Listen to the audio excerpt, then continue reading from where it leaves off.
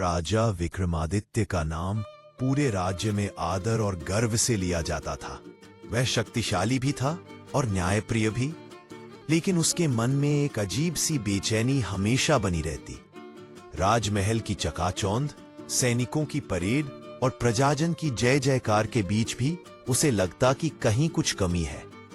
अक्सर रात को जब वह अपने सिंहासन पर बैठता तो सोच में डूब जाता, क्या सचमुच मेरी प्रजा मुझे चाहती है या यह सब केवल मेरे पद और शक्ति का भय है। उसकी इस बेचैनी को कोई नहीं समझ पाता था। मंत्री और दरबारी हमेशा उसकी प्रशंसा करते रहते, सैनिक उसके आदेश पर जान देने को तैयार रहते, मगर उसके दिल की गहराई में यह सवाल जस का तस बना रहा। फिर एक शाम महल की ऊंची छत से पूरे नगर को निहारते हुए उसके मन में अचानक एक विचार आया। उसने सोचा, अगर मैं साधारण इंसान बनकर इन गलियों में जाऊं तो शायद जान पाऊं कि लोग वास्तव में क्या सोचते हैं। तभी तो मुझे अपने मन की सच्चाई पता चलेगी।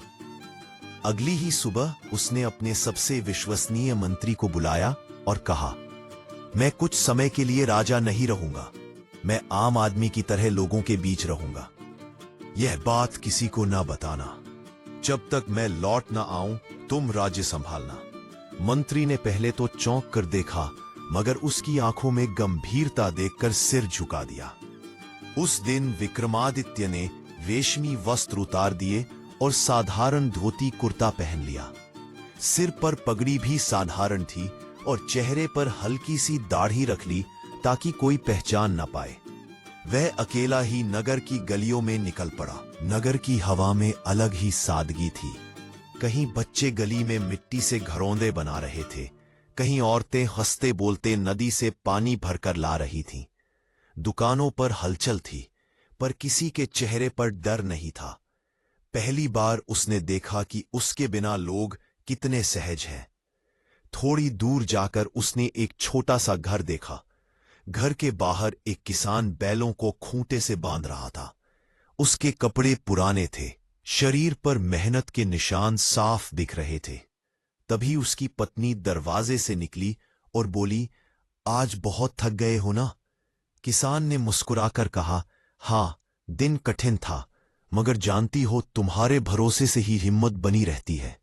अगर तुम साथ न होती तो शायद मैं यह सब सह ना पाता। उधर करके यह सुनकर राजा का मन कांप उठा। वह वही खड़ा रहा, मानो किसी ने उसके दिल की गहराई छू ली हो। उसने सोचा, इतनी गरीबी में भी ये लोग कितने संतुष्ट हैं। क्यों? क्योंकि इनके बीच विश्वास है। यही विश्वास इनके जीवन को टिकाए हुए है। वह आगे बढ़ा तो देखा कि एक छोटा बच्चा पिता के पास भाग कर आया और बोला, बाबा, मुझे भूख लगी है। पिता ने जेब से थोड़ा सा गुड़ निकाला और बच्चे के हाथ में रख दिया। बच्चे ने खुशी से मां को दिखाया और मां ने बच्चे को सीने से लगा लिया। विक्रमादित्य की आंखें नम हो गईं। उसने महसूस किया कि परिवार का असली आधार सोना चांदी नहीं, बल्कि विश्वास और भरोसा है। विश्वास के बिना तो महल भी खाली लगता है, और विश्वास हो तो झोपड़ी भी स्वर्ग बन जाती है। रात होने पर वह नगर की सराय में रुका। सराय में कई और मजदूर और यात्री ठहरे हुए थे। वहां उसने चुपचाप लोगों की बातें सुनी। कोई अपने घरवालों के बारे में चिंता कर रहा था, कोई अपने बेटे की पढ़ाई को लेकर सपने बुन रहा था। हर किसी की बात में एक ही धुरी थी, अपने परिवार पर विश्वास और उनसे जुड़ा अपनापन। वह रात देर तक नींद में नहीं जा सका। उसके मन में बार बार वही दृश्य घूमते रहे, ईशान और उसकी पत्नी का भरोसा, बच्चे की मासूम खुशी, मां का स्नेह। सुबह जब वह उठा, उसने अपने मन में पहली सीख लिखी। पहला सबक, परिवार में विश्वास ही सबसे बड़ा सुख और आधार है। नगर की गलियों में एक दिन और बीता। विक्रमादित्य ने महसूस किया कि साधारण जीवन उतना कठिन नहीं जितना उसने सोचा था, बल्कि इसमें एक सादगी और सच्चाई छिपी थी। उसने तय किया कि अब वह लोगों के बीच और गहराई से घुलेगा, मिलेगा, ताकि समझ सके कि रिश्ते और नाते कैसे बनते और निभाते हैं। उस दिन वह नगर के पास के एक छोटे कस्बे की ओर निकल पड़ा। रास्ते में उसने देखा कि दो नौजवान खेत की मेड़ पर बैठे हंसते बोलते बातें कर रहे थे। उनके कपड़े सादे थे, मगर उनके चेहरों पर अपनापन और सच्चाई झलक रही थी। वह पास गया और पानी मांगने के बहाने उनसे बातें करने लगा। उनमें से एक ने मुस्कुराकर घड़े से पानी पिलाया और बोला, भैया बैठो ना, धूप तेज है, आराम कर लो। राजा ने पास बैठते हुए पूछा, तुम दोनों में इतनी गहरी दोस्ती लगती है, कितने समय से साथ हो? पहला युवक बोला, हम बचपन से साथ हैं। हमने साथ खेला, साथ पढ़ा और अब खेतों में भी एक दूसरे का हाथ बटाते हैं। जब मेरे घर में मुश्किल आई थी और मेरे पिता बीमार पड़ गए थे, तब इसी ने अपनी फसल बेचकर मेरे पिता का इलाज कराया। आज अगर पिता जीवित है तो इसी के कारण है। दूसरा युवक हंसते हुए बोला, अरे इसमें कौन सा बड़ा काम किया? दोस्ती का यही तो मतलब है, मुसीबत में एक दूसरे के साथ खड़ा रहना। यह सुनते ही विक्रमादित्य गहराई में चला गया। उसने सोचा, सचमुच निष्ठा और त्याग के बिना दोस्ती केवल शब्द है। असली मित्र वही है जो कठिन समय में साथ खड़ा हो। उसी समय गांव के चौक पर शोर मच गया। लोग इकट्ठा होकर किसी झगड़े को देख रहे थे। राजा भी वहां पहुंचा। देखा, एक व्यापारी किसी युवक पर चोरी का आरोप लगा रहा था। युवक बार बार कह रहा था कि उसने चोरी नहीं की, लेकिन व्यापारी मानने को तैयार नहीं था। तभी भीड़ से एक दूसरा लड़का आगे आया और बोला, अगर यह चोर है तो मैं भी चोर हूं। हमने साथ काम किया है और मैं इसे भली भांति जानता हूं। यह गलत काम कभी नहीं कर सकता। अगर इसे सजा दोगे तो पहले मुझे दो। सभी लोग अवाक रह गए। व्यापारी भी चुप हो गया, क्योंकि उस दोस्त की आंखों में जो दृढ़ता और सच्चाई थी, उसने सबको सोचने पर मजबूर कर दिया। अंततः व्यापारी को अपनी बात वापस लेनी पड़ी। राजा यह देखकर भीतर तक कांप गया। उसने सोचा, ऐसी मित्रता तो मैंने अपने राजमहल में भी नहीं देखी। वहां लोग मेरे आसपास रहते हैं, पर शायद मेरी ताकत और पद के कारण। यहां ये लोग केवल सच्चाई और निष्ठा के आधार पर मित्र बने हैं। शाम को जब वह सराय पहुंचा तो उसके सामने दिन भर के सारे दृश्य तैरने लगे। दोनों किसानों की बचपन की दोस्ती, बीमार पिता की सेवा और वह युवक जो अपने मित्र के लिए खुद को बलिदान करने को तैयार था। उसने मन में लिखा, दूसरा सबक, सच्ची मित्रता का आधार निष्ठा है। असली मित्र वही है जो कठिन समय में भी साथ खड़ा रहे। वह देर रात तक सोचता रहा कि क्या उसके अपने दरबार में भी ऐसा कोई मित्र है, या सब लोग केवल राजगद्दी के कारण उसके चारों ओर है। ये सवाल उसे भीतर से झकझोर गया। कुछ दिन बीत गए। विक्रमादित्य अब नगर और गांव की गलियों में ऐसे घूमने लगा मानो वह वहीं का निवासी हो। धीरे धीरे लोग भी उसे पहचानने लगे, न कि राजा के रूप में, बल्कि एक साधारण यात्री के रूप में। एक सुबह वह पास के गांव की ओर निकल पड़ा। गांव में प्रवेश करते ही उसने देखा कि चौपाल पर कुछ बुजुर्ग लोग बैठे आपस में बातचीत कर रहे थे और नौजवान उनके सामने सिर झुकाए ध्यान से सुन रहे थे। किसी ने भी ऊंची आवाज में बात नहीं की। राजा ने सोचा, यहां ऐसा सम्मान और शांति क्यों है? वह पास जाकर बैठ गया। तभी एक बुजुर्ग किसान ने कहा, बेटा, खेती सिर्फ मेहनत से नहीं होती, बल्कि धैर्य और अनुभव से होती है। तुम लोग जल्दी जल्दी काम करते हो, लेकिन जमीन की नमी और ऋतु की चाल समझना जरूरी है। नौजवानों ने हाथ जोड़कर कहा, आप सही कहते हैं काका, आपके अनुभव से ही हम आगे बढ़ते हैं। यह सुनकर राजा का हृदय प्रसन्न हो गया। उसने सोचा, जहां बड़े बुजुर्गों का आदर किया जाता है, वहां समाज और परिवार कभी टूट नहीं सकता। दिन ढलने पर वह एक और घर के लालच में पड़ा। सामने पहुंचा, वहां उसने देखा कि एक बहू अपनी सास के लिए खाना परोस रही थी। सास ने मुस्कुराते हुए कहा, बेटी पहले तुम खा लो, तुमने दिन भर काम किया है। बहू ने बड़े ही विनम्र स्वर में उत्तर दिया, नहीं अम्मा, आपके आशीर्वाद से ही तो घर चलता है। जब तक आप खा नहीं लेती मुझे स्वाद नहीं आता। विक्रमादित्य यह दृश्य देखकर भावुक हो गया। उसे याद आया कि महल में अक्सर राजदरबार की ठसक के कारण वह अपने ही माता पिता और बुजुर्गों से उतना समय नहीं दे पाता जितना देना चाहिए। सत्ता और गर्व ने उसे अपने कर्तव्य से कहीं दूर कर दिया था। इसी बीच उसने देखा कि गांव में एक विवाद खड़ा हो गया। दो भाइयों में जमीन के बंटवारे को लेकर झगड़ा हो रहा था। दोनों एक दूसरे पर आरोप लगा रहे थे। तभी उनका बूढ़ा पिता लाठी टेकते हुए वहां आया और कहा, बेटों, जमीन से बड़ा रिश्ते का मान है। अगर तुम मुझे सचमुच पिता मानते हो तो एक दूसरे पर ऊंची आवाज मत करो। सम्मान खो गया तो न जमीन काम आएगी न धन। पिता की कांपती आवाज सुनकर दोनों भाइयों की आंखें भर आईं। वे तुरंत चुप हो गए और पिता के चरण छू लिए।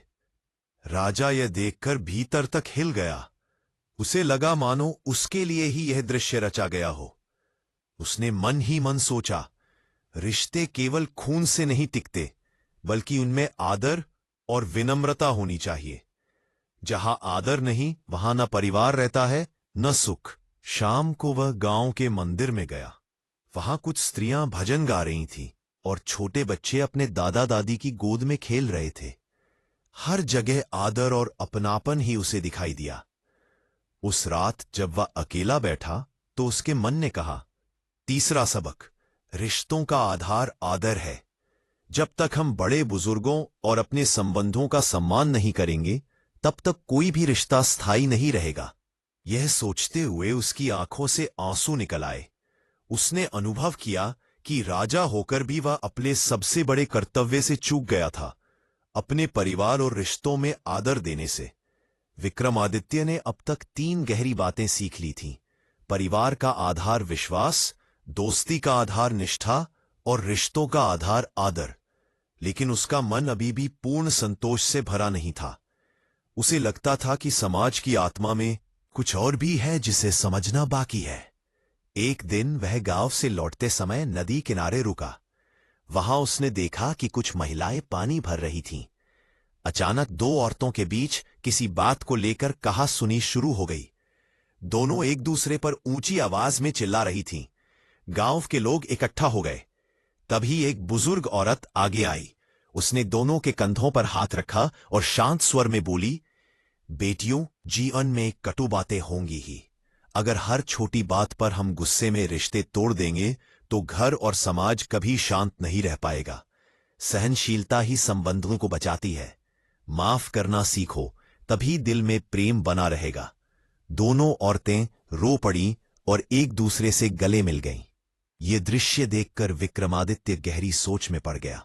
उसने महसूस किया कि किसी भी रिश्ते में मतभेद होना स्वाभाविक है, लेकिन अगर हम धैर्य और सहनशीलता न दिखाएं तो छोटे छोटे विवाद रिश्तों को तोड़ देंगे।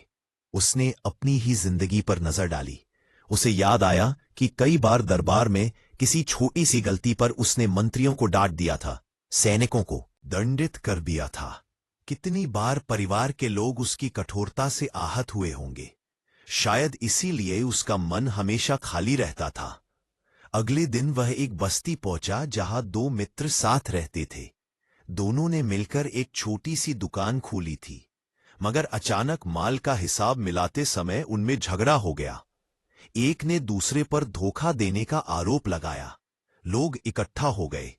तभी पास खड़ा एक साधु बोला, यदि तुम लोग सचमुच मित्र हो तो सहनशीलता दिखाओ। कभी हिसाब गलत हो सकता है, लेकिन मित्रता टूट गई तो कोई हिसाब जोड़ नहीं पाएगा। संबंध हमेशा गणना से ऊपर होते हैं। साधु की बात ने दोनों को शांत कर दिया। उन्होंने हिसाब देखने के बजाय एक दूसरे से हाथ मिला लिया और कहा, हमारी दोस्ती ही सबसे बड़ी पूंजी है। विक्रमादित्य के हृदय में यह बात तीर की तरह लगी। उसने समझ लिया कि सहनशीलता केवल परिवार या रिश्तों में ही नहीं, बल्कि हर संबंध में आवश्यक है। बिना सहनशीलता के कोई भी संबंध स्थायी नहीं रह सकता। रात को जब वह अकेला बैठा तो उसकी आंखें भर आईं। उसने अब तक जितना देखा और सीखा था, उसे अपने हृदय में गहराई से महसूस किया। उसने मन में लिखा, संबंधों की दीर्घायु सहनशीलता पर टिकी है। माफ करना और धैर्य रखना ही संबंधों को जीवित रखता है। अब उसके मन की बेचैनी मिट चुकी थी। उसने चारों सबक स्पष्ट रूप से पा लिए थे।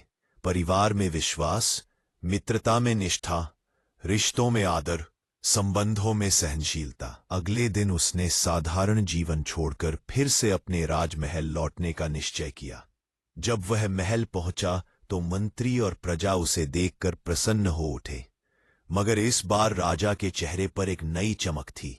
वह चमक जो गद्दी और शक्ति से नहीं, बल्कि जीवन की सच्चाई को जानने से आई थी। उसने दरबार में सबको बुलाया और कहा, मैं राजा हूं, मगर असली राज तो विश्वास, निष्ठा, आदर और सहनशीलता का है। जिस राज्य में यह चारों बातें होंगी वही राज्य सच में स्वर्ग होगा। उसकी आंखों से आंसू बह निकले और पूरा दरबार मौन होकर उसकी बात सुनता रहा। अब वह केवल राजा नहीं था, बल्कि एक ऐसा इंसान था जिसने जीवन के गहरे सत्य को समझ लिया था। उस दिन से उसके राज्य में न सिर्फ कानून और तलवार का राज रहा, बल्कि रिश्तों की मिठास और अपनापन भी छा गया। फिर बात करते हैं हमारी सामने आत्माएं और पाएं। कुछ दिन बीत गए। विक्रमादित्य अब नगर और गांव की गलियों में ऐसे घूमने लगा मानो वह वहीं का निवासी हो। धीरे धीरे लोग भी उसे पहचानने लगे, न कि राजा के रूप में, बल्कि एक साधारण यात्री के रूप में। एक सुबह वह पास के गांव की ओर निकल पड़ा। गांव में प्रवेश करते ही उसने देखा कि चौपाल पर कुछ बुजुर्ग लोग बैठे आपस में बातचीत कर रहे थे और नौजवान उनके सामने सिर झुकाए ध्यान से सुन रहे थे। किसी ने भी ऊंची आवाज में बात नहीं की। राजा ने सोचा, यहां ऐसा सम्मान और शांति क्यों है? वह पास जाकर बैठ गया। तभी एक बुजुर्ग किसान ने कहा, बेटा, खेती सिर्फ मेहनत से नहीं होती, बल्कि धैर्य और अनुभव से होती है।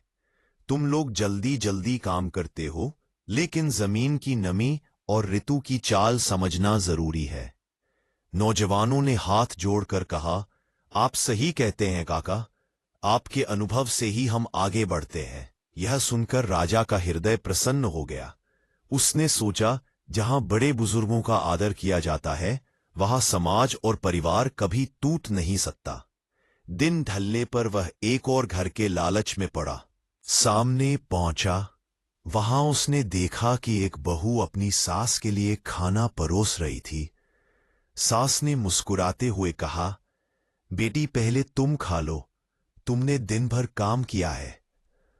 बहू ने बड़े ही विनम्र स्वर में उत्तर दिया, नहीं अम्मा, आपके आशीर्वाद से ही तो घर चलता है। जब तक आप खा नहीं लेती मुझे स्वाद नहीं आता। विक्रमादित्य यह दृश्य देखकर भावुक हो गया। उसे याद आया कि महल में अक्सर राजदरबार की ठसक के कारण वह अपने ही माता पिता और बुजुर्गों से उतना समय नहीं दे पाता जितना देना चाहिए। सत्ता और गर्व ने उसे अपने कर्तव्य से कहीं दूर कर दिया था। इसी बीच उसने देखा कि गांव में एक विवाद खड़ा हो गया। दो भाइयों में जमीन के बंटवारे को लेकर झगड़ा हो रहा था। दोनों एक दूसरे पर आरोप लगा रहे थे। तभी उनका बूढ़ा पिता लाठी टेकते हुए वहां आया और कहा, बेटों, जमीन से बड़ा रिश्ते का मान है। अगर तुम मुझे सचमुच पिता मानते हो तो एक दूसरे पर ऊंची आवाज मत करो। सम्मान खो गया तो न जमीन काम आएगी न धन। पिता की कांपती आवाज सुनकर दोनों भाइयों की आंखें भर आईं। वे तुरंत चुप हो गए और पिता के चरण